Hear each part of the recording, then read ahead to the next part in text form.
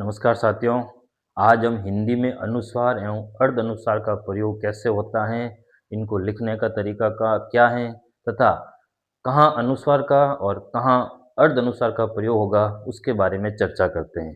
सर्वप्रथम ये दोनों ध्वनियाँ अनुस्वार एवं अर्ध अनुस्वार नासिक्य ध्वनियाँ हैं, अर्थात जिनका उच्चारण नाक से होता है, अर्थात बोलते समय हवा इन दोनों के अनुस्वार एवं अर्ध अनुस्वार में नाक से हवा निकलती है। अर्थात तो पहली विशेषता इनकी हो गई कि अनुस्वार एवं अर्ध अनुस्वार एक नासिक है, अनुनासिक, अर्थात इनका उच्चारण नाक से होता है। ये नाक वाली ध्वनियाँ हैं, हवा नाक से निकलती है।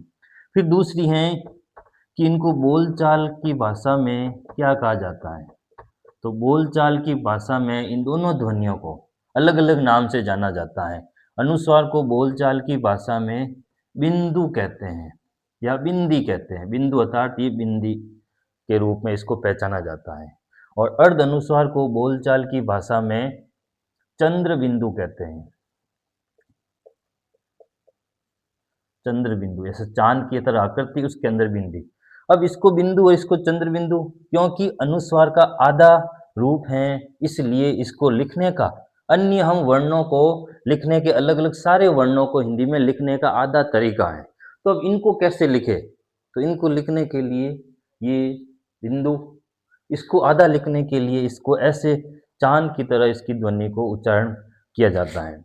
अब इसका प्रयोग कहाँ होता है, इसका प्रयोग कहाँ होता है, तो दो अंतर के माध्यम से हम इनके प्रयोग को समझेंगे। तो पहला अंतर क्या है, पहला अंतर है कि अनुस्वार को बोलने में जो समय है अर्ध अनुस्वार की बजाय ज़्यादा लगेगा, अर्थात अनुस्वार में समय ज़्यादा लगेगा और इसमें समय है उच्चारण के समय कम समय में इसमें उच्चारित हो जाएगा, पहली विशेषता।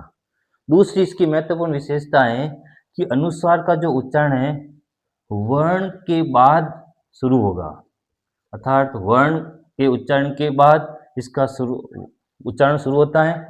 और जबकि अर्ध अनुस्वार का उच्चारण है किसी भी वर्ण के साथ ही इसका उच्चारित किया कर लिया जाता है, अलग से इसके लिए समय देने की आवश्यकता नहीं है। तो इसके अंतर की सबसे महत्वपूर्ण ये दो विशेषता हैं कि अनुस्वार में समय अर्ध अनुस्वार के बजाय ज़्यादा लगता है और इसमें समय कम लगता है। और दूसरी सबसे महत्वपूर्ण विशेषता कि इसको बोलते समय वर्ण के बाद में इसका उच्चारण होता है और इसमें वर्ण के साथ ही इसका उच्चारण कर दिया जाता है।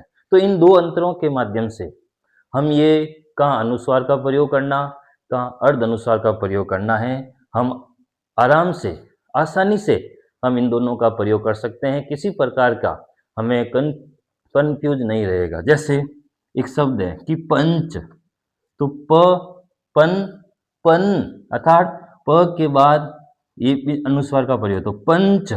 अब यहाँ पे हम जैसे ये है पा, अर्थात अलग से इसके लिए समय लगाने की कोई जरूरत नहीं है। पंच, तो अर्थात एक वर्ण के बाद इसका उच्चारण शुरू होता है और इसका वर्ण के साथ ही इसको उच्चारित कर लिया जाता है, अलग से इसको समय देने की जरूरत नहीं है। और इसमें ज़्यादा समय पंच और इसमें पा, अर्थात कम समय में इसको उच्चारित कर दिया जाता है।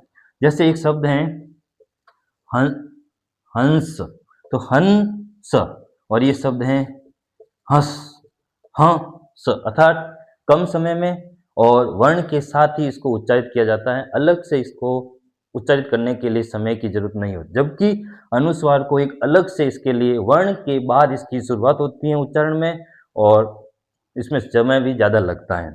जैसे एक है अंत और इसको जैसे आंत, अर्थात इसमें उच्चारण में समय कम लगा, और वर्ण के साथ ही इसका उच्चारण हो जाता है। जबकि इस अनुस्वार का प्रयोग वर्ण के बाद इसका उच्चारण शुरू होता है और समय भी अर्ध अनुस्वार की बजाय इसमें ज़्यादा लगता है।